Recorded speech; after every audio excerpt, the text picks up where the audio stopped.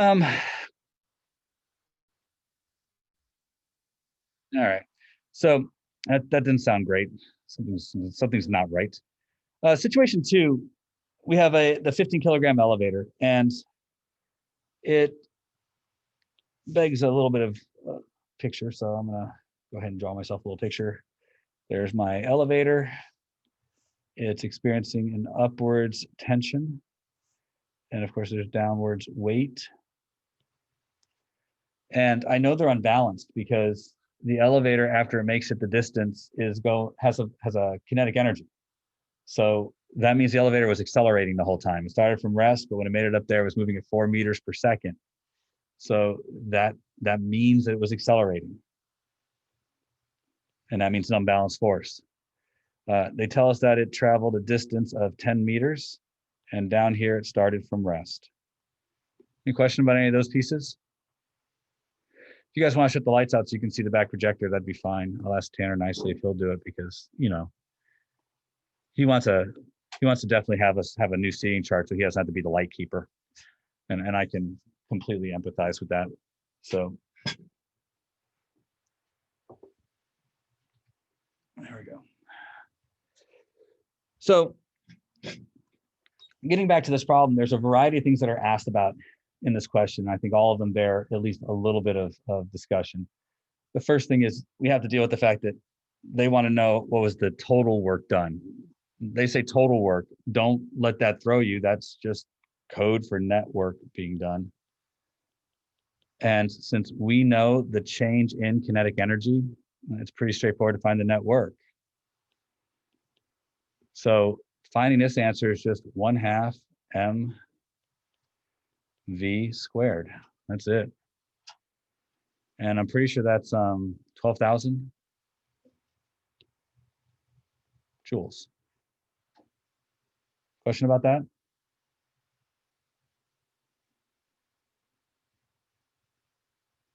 All right, well, the next thing that we have to do is we have to find the work done by each force and describe each of the forces acting. There are two forces that are acting in the system. The tension's acting upwards and the weight's acting downwards, gravity if you want. But know what the tension force is. So I don't know if I can find the work done by tension directly. I do know the gravitational force, or at least I know enough about the elevator where I think I can find the work done by gravity with the information that was given.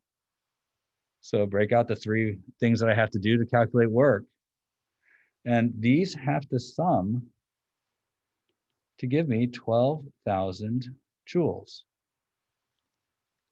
So let's see. The weight of the elevator, that's 15,000. The displacement of the elevator, 10 meters. And weight was acting downwards. The elevator was moving upwards. So that's 180 degrees.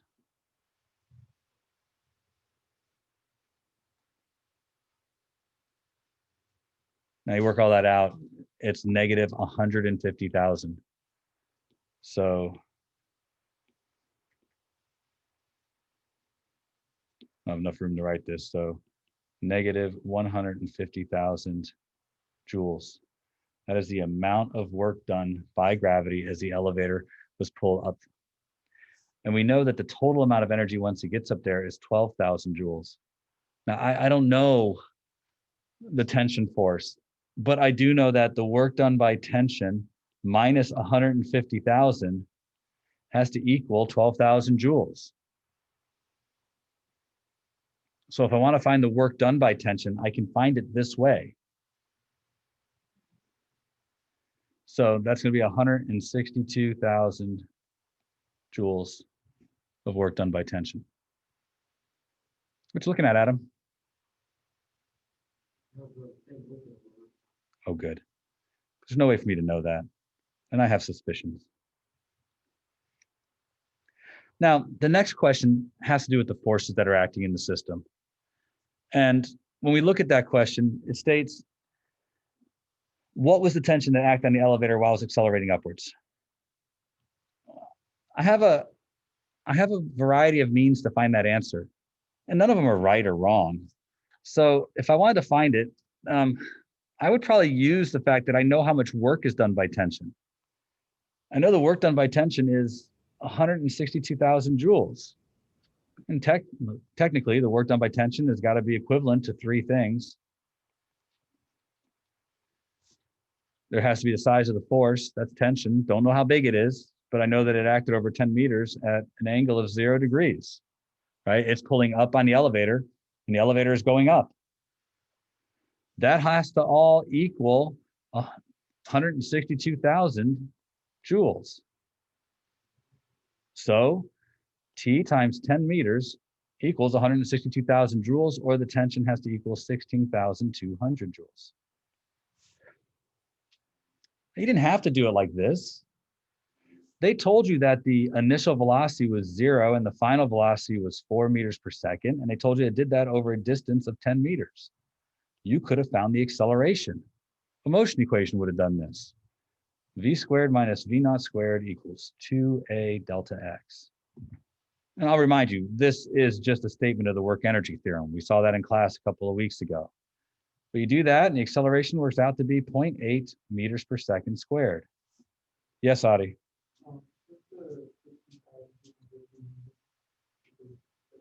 Yes.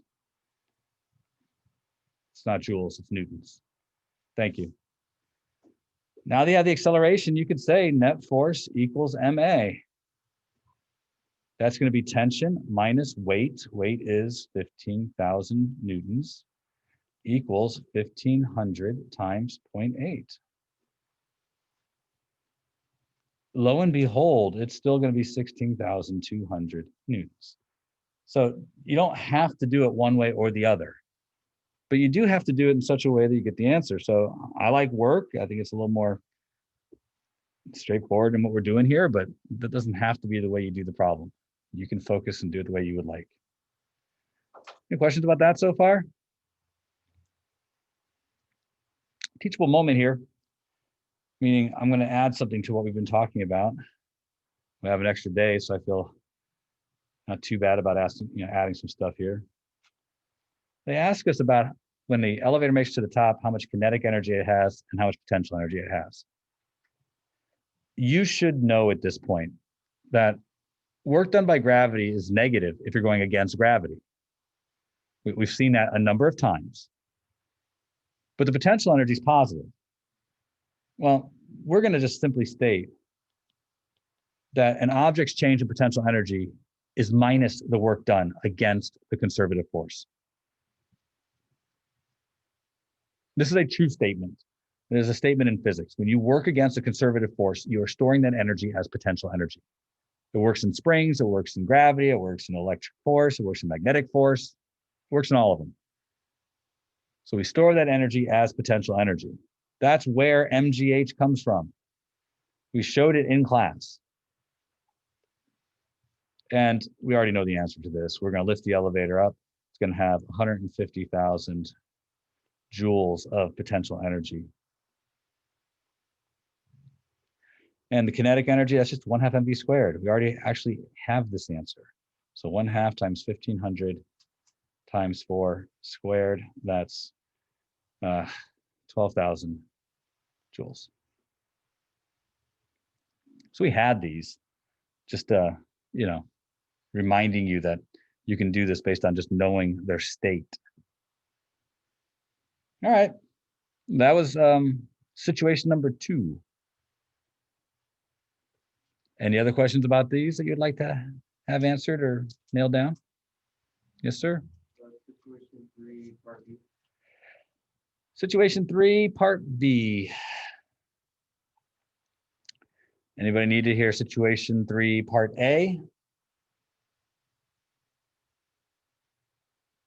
Nobody at home? All righty.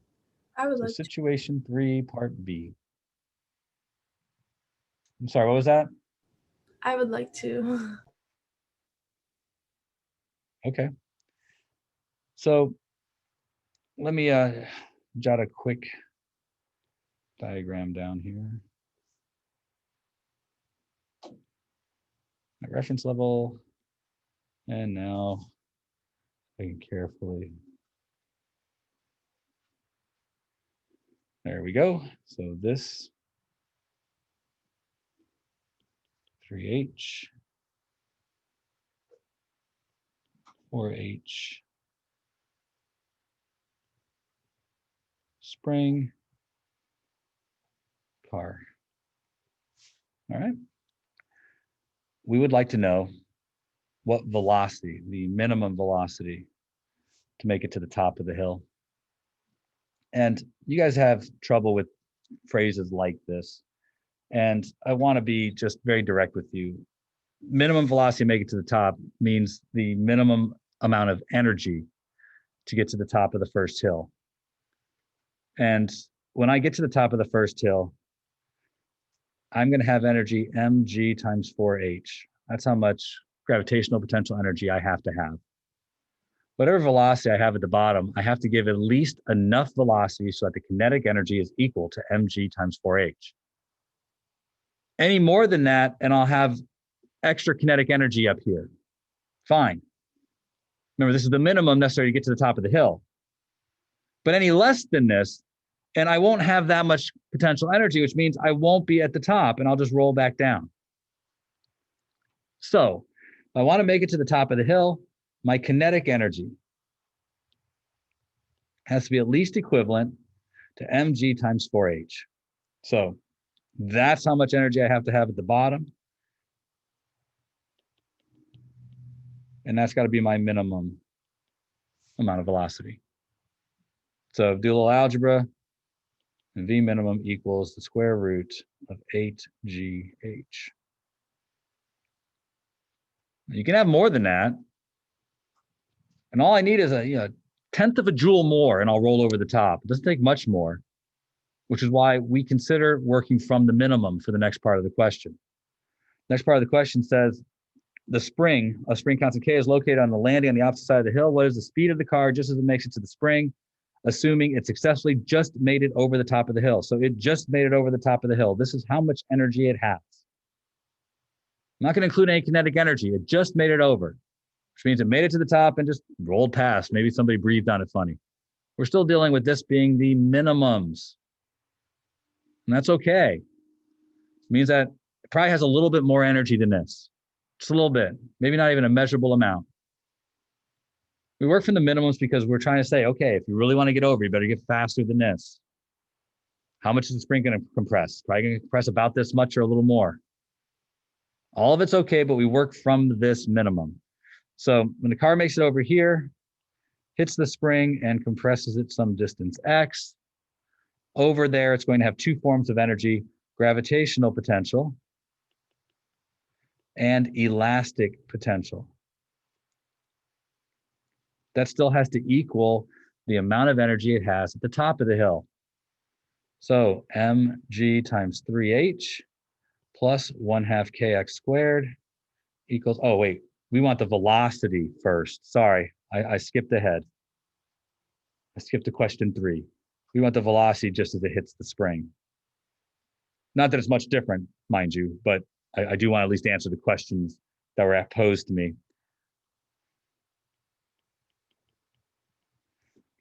So now we just solve this for V. Subtract mg times 3h on both sides. You get 1/2 mv squared equals mgh, right? 4h minus 3h is just h. Then solve for V, where we get the square root of 2gh. All right, now it hits that spring. Its potential energy doesn't change, but it converts all of that kinetic energy into elastic potential in the spring, which is what I was doing just a minute ago instead, but now I'm doing it here. So we want to solve for x, how much it compresses the spring. So it's the same algebra. So the only difference is you can't cancel out the m's. So you're going to get 2 mgh over k.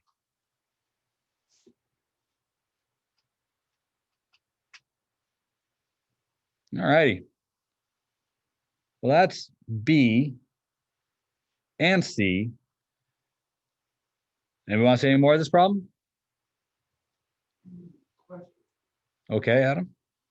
Instead of setting everything equal to mg/h, you just set it to 1/2 mv squared. That together. Well, you couldn't have V in your answer. So that's why when he asked if we could just set to 1/2 mv squared from the beginning. And I mean, the short answer is yes, you could, but every time you have v, you have to plug this in. Because the only thing allowed in your answer were m, g, h, and k. Does that make sense? All righty. So do I want me to keep going? Yeah? All right. So I recall the next part of the problem isn't as much energy as it is a force problem. Yep. So not that all this is wrong, but I don't need a lot of the stuff that's written here. So I'm going to get rid of a lot of this stuff because the problem is going to now work in the opposite direction. We are going to launch the car from the spring over the hill. But I'm going to now reset the reference level. You don't have to, but I am. I'm going to reset the reference level to here. There's no reason why I can't. I'm only talking about what's happening at the top of the hill, which has a radius of curvature of h. And I'm interested in what's happening to the car right here. I want to know what is the maximum velocity the car can have and not lose contact with the ground. I'm going to be very clear about this. We've passed this part of the course. I am expecting you can do this anytime I ask with perfect, with perfection. This is a cumulative course. So yeah, we're going to be hitting these notes all the time. There are two forces acting on the car at the top of that hill. Its maximum speed is based on this balance between the net force and mv squared over h. Questions about that? Down is positive because it has to be the direction of my centripetal acceleration. The maximum speed is the one in which the normal force goes to 0. This isn't our first rodeo here. So if you have not decided to learn that, you're probably going to be losing points on the next test. And every test from this point to the end of the year. I'm just going to keep bringing this stuff up. So just learn it, please. This is going to be n goes to 0. I solve for the max speed, and the max speed is going to be square root of gh. I can't go any faster than that over the top. Questions about that? All right. Well, I then want to know how far do I have to compress the spring to make that happen? All right. That's a conservation of energy question. When the car makes it to the top of that hill, it's going to have gravitational potential energy, mgh, relative to the spring being the reference level, it's mgh. And it's going to have kinetic energy equal to 1/2 mv squared. I have to put in the square root of gh for v. And this has to equal 1/2 kx squared. This is how far I can compress the spring. I have elastic potential energy here, and I have gravitational and kinetic here. The amount of kinetic is set by the fact that I don't want to jump the car. So now it's just solving for x. This side, when you square the square root of gh and add it all together, you get 3/2 mgh. This side is 1/2 kx squared. Multiply both sides by 2, solve for k, and you get that x equals the square root of 3 mgh over k. So it seems to me those are your limits. Meaning, if you want to make it over the ramp, you better pull it back this far. That's the minimum. But if you don't want the car to jump, don't pull it back this far because that's the maximum. You got to stay between those two values. They used to have a carnival game like this, where you had to decide how fast to push the ball so you could go over one loop, but not over one hump, but not over the next hump. Same kind of thing. It's just about being careful about the energy. But carnival games, you're designed to lose. So the way it made you lose is you didn't know it, but the table was slanted. So the second hoop was the same height as the first, just didn't look that way from your vantage point. So there's no way to win. All right. Any other questions on the practice that you would like me to talk about? Yes, ma'am. 4? Sure. Sure.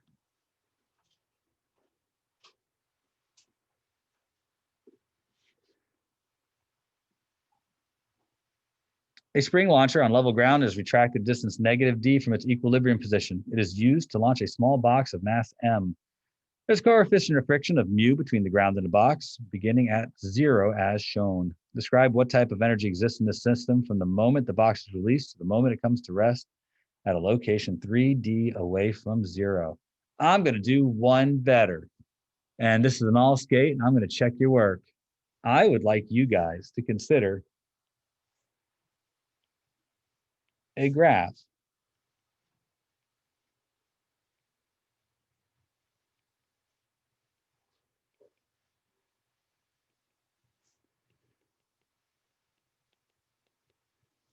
I've made myself a little graph here.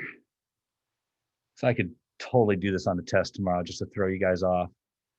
And I would totally be mean about this too. What would a plot of the energy in the spring look like if I wanted to plot energy as a function of position? That's exactly what I said. You've got 2 minutes. And now I want to see your work. Sketch this plot, please. I am going to be ruthless because you should know what it looks like, but you're all going to get it wrong. Prove me wrong. That'd be great. You guys at home, I'm going to have you hold it up to the cameras in just a minute. Everybody gets 2 minutes for this. 2 minutes to tell me what this plot will look like. I want just the spring. Cars pull back a distance being released.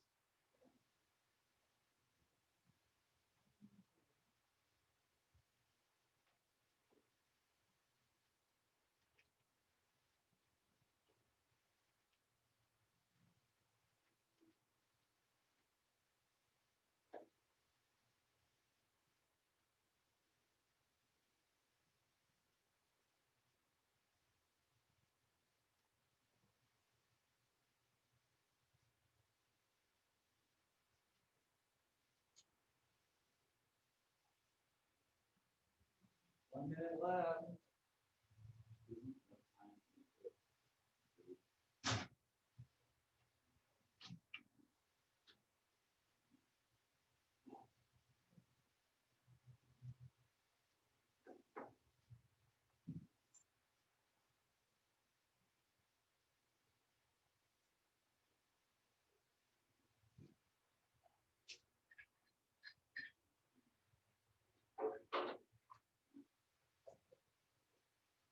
All you're doing is trying to do kinetic energy too.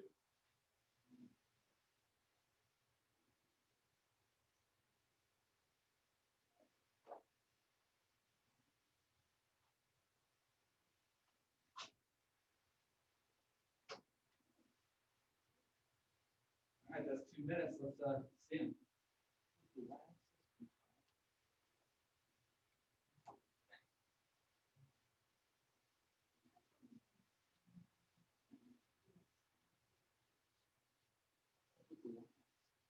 Energy, joules.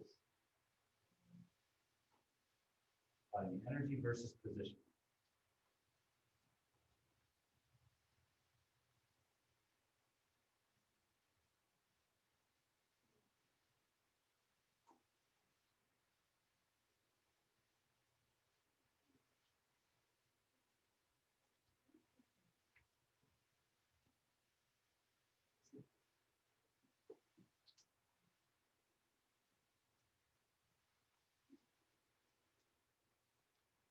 Okay, at home, hold them up. I'm gonna look.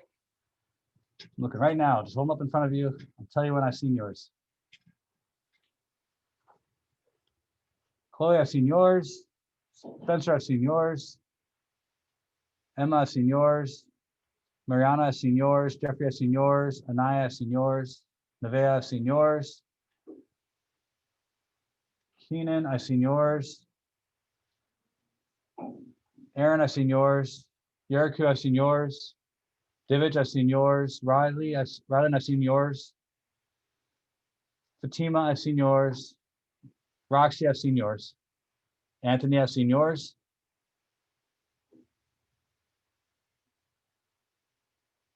All right. So, not to be a jerk, but the spring only has energy between 0 and -d. After that, the box separates and travels along the part with friction. So spring only has energy in this section. And my recollection is energy is equal to 1/2 kx² for the spring. When it's pulled back a distance -d, it has energy 1/2 kd². That's how much energy it has at -d. Any question about that? I just picked the spot because that's the maximum energy of the system too. It never has more energy than that. How much energy does the spring have when the box makes it to 0? 0. That's the next point. There are 2 points there we have, right? I know you don't think like this. You guys just want to plot it. You guys had bar graphs? Never bar graph in my class, ever. We just don't do bar graphs. I think I've seen a couple bar graphs, and it never happens for us. We look at trends. Here's a trend. So just going to point this out, that somehow we get from -1/2 kd² to 0 in a distance -d. It's quadratic. It's quadratic, folks. If it was attached to the spring, it would do the same thing on the other side. But it's not attached to the spring.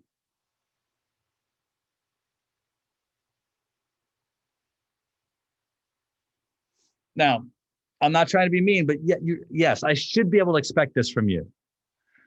I know why I can't, because I didn't tell you this specifically, but they're going to try and come up with something perhaps that I've missed. You've got to be flexible. You're supposed to be able to look at a relationship and know the difference between linear and quadratic and square root and stuff like that. But we don't think like this. And I understand why, we need to have it kind of shoved in our face. But I'm going to give you another one real quick. Between 0 and d, what does the total energy look like? Draw a curve for the total energy between 0 and d.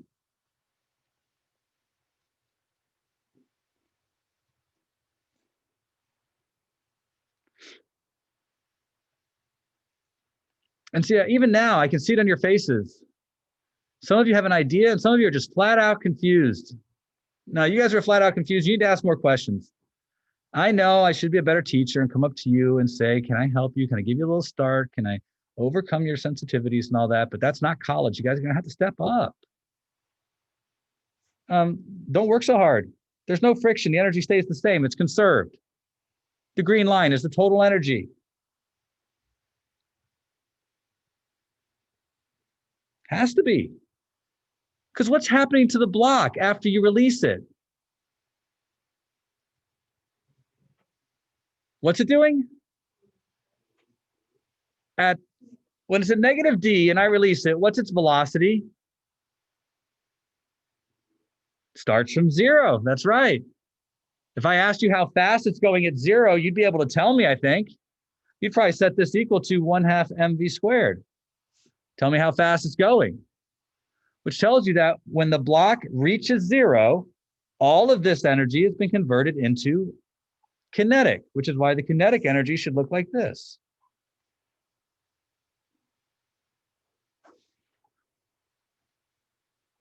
Why? So that the sum of the energy stays the same. Notice this is right in the middle, where half the energy is in the spring and half the energy is in kinetic.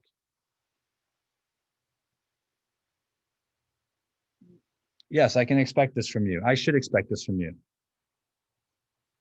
Then what happens to the energy? Well, goes away. Why is it linear? Because work done by friction is friction times distance times the cosine of 180 degrees. So it takes the energy away in a linear fashion. Friction's a constant in this problem, mu mg. That doesn't change. So I should see a linear slope as the energy is bled away by the distance. The farther it goes, the less energy it has until it gets to 0. By the way, this question A was the actual first question of this problem when it was given as an AP question. I just asked you to describe the energy, I know. They asked for this instead. But I know if all I did was ask you to do this graph, I would have seen what I saw when I walked around the classroom. And I saw a lot of variety here. And I'm not being mean, I'm just telling you, you need to be prepared for something maybe that's a little bit weirder than what you're expecting. If you want to describe the energy, when I pull the block back, all the energy is in the form of elastic potential. When I release it, the spring gives that energy to the block in the form of kinetic until the spring gets back to 0. And then at that moment, the spring is done with the energy. The block has kinetic energy, but now it's hitting an area of friction where it's going to leave that energy as heat all over the length of the runway where there's, friction. Come the rest of 3D where it has no energy left at all. Question B, the experiment is to be repeated. A student conjectures that if they want the box to travel a distance 6D, they should pull the spring back farther. He suggests the spring be pulled back 2D and released. What part of the student's reasoning is correct and what part is incorrect? Well, how many of you agree that part of the student's reasoning is correct? All right, excellent. Is it the 2D part that's correct? Then what part's correct? Yeah, that's the part that's correct. You're going to have to pull it back further. You guys at home, I didn't hear anything from you, but I'm probably being less patient because I know we're running out of time. So the part of the student's conjecture that's true is that we will have to pull it back further. To go further, we will need more energy, and pulling the spring back further will give us more energy. But the amount of energy he's talking about is wrong. If I pull it back twice as far, then I'm going to have 4 times the energy. 4 times the energy I had before, right? If I double the distance back, since I have to square it, I now have 4 times my original amount of energy. That's all I did. Did you see that part? Because this is on the test. This is multiple choice stuff, sure. All the time. We're good for this? All right. What does that mean for how far they go? I have 4 times the amount of energy. When I had this much energy, I went this far. I have 4 times the amount of energy. I think it's a reasonable conjecture that I'm going to go 4 times further. So I'm probably going to go somewhere out to here. Yes, sir. Question, what is the 1/2 apply to it? Like it's 2D squared, which is 4D, and you multiply that by 1/2, which puts us back to 2D. But the original energy was 1/2 kd squared. Does that make sense? So I have to keep that 1/2 together. Remember, trying to make it look like it looked originally. All right. So if the spring is actually pulled back the distance, how far will go? It'll go 12D. All right, well, there's probably a minute or two before they start the announcements. Is there any other questions about these situations? Let me tell you something I told the class. Go ahead. I have one about situation 1, where it asks which one would reach the end first.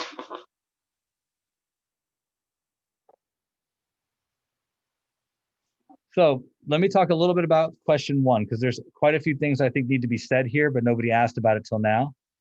First, you can make a reasonable argument in part A that either it has the same amount of potential energy or a different amount of potential energy. Your argument's about reference. If we're talking about the fact that I took the balls from the table and lifted them up and put them on top of the hill, then they both have the same amount of potential energy because the same amount of work was done to get them to the top of the hill. If, however, I'm talking about what they could do when they roll down the hill, then the one on ramp B has more potential energy because it could go further. Now, the one that's on ramp B is going to go faster. It's going to go faster because it has more potential energy relative to its lowest position.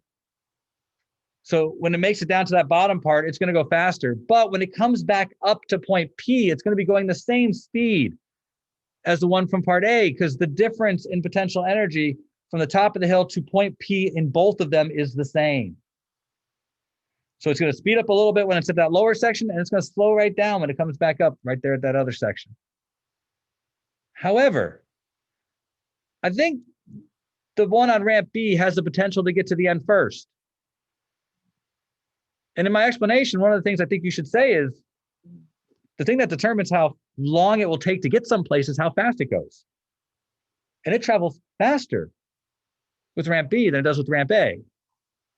On the other hand, you could make the argument that ramp B has a longer path. So does it travel fast enough to get there sooner, even though it has a slightly longer path? That's a good argument.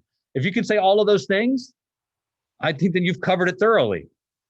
But in general, it's possible that it could make it there sooner under ramp B because it travels faster. So does that answer all of your questions about the answers to this one? Yeah. Thank you. You're welcome. But there's one more thing I want to emphasize here. You need to make sure you're answering your questions completely. You can't say that an object has more kinetic energy because it's traveling faster. That will not answer the question. If you want the points, you have to recognize by saying an object that's traveling faster has more kinetic energy makes me have to know what the kinetic energy formula is. You can't assume that I know what it is, nor should I assume you know what it is. If you want to get all the points, you need to state that kinetic energy is based on mass and velocity. For two objects with the same mass, the one that's traveling faster has more kinetic energy. You need to state that you know what kinetic energy is based on. Go further. Kinetic energy is 1/2 mass times velocity squared. That way it's clear that you're telling the person who is grading your paper that you know what kinetic energy is. And that now you can state, because the velocity is greater, it will have more kinetic energy. If you don't state that, you state that the object that's higher has more potential energy. Why? Well, because of MGH. Well, state that then, because of MGH. Make sure you are telling the judge that you know what MGH is.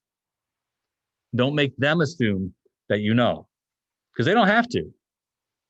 Remember, you have to assume the person that's grading your test doesn't know any physics, that you are teaching them the physics. That's the best way to ensure you get the points.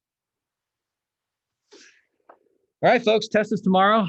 15 multiple choice questions, 2 FRQs. It will take the entire class period. It will be ready to go the moment that bell rings. Pledge of allegiance. Allegiance to the flag, the States of America, and to the republic for which it stands, one nation, under God, indivisible, with liberty and justice for all. Attention freshmen. Are you interested in Freshmen?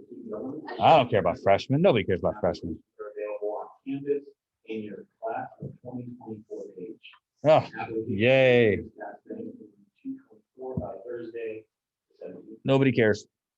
Seniors, your gold cards Seniors, will be purchased on sale at the your silver gold cards. Remember, they're not gold this year. They're silver because somebody placed the order bad. I still say you should call them platinum cards. Why not? No one will know the difference between silver and platinum. Also, if you're interested in boys tennis, try out Start January. I am not interested in boys tennis, so I don't want to listen. But you might be interested in boys tennis. Practices will be every Monday from 2:45 to 3:45 and Wednesdays 3:45 to 5. Practice only twice a week. Teachers, please send students to pick up cases of water at receiving. I am not sending anybody out there. You have to get No lunch? No lunch. What the heck? Oh, what the heck? No lunch.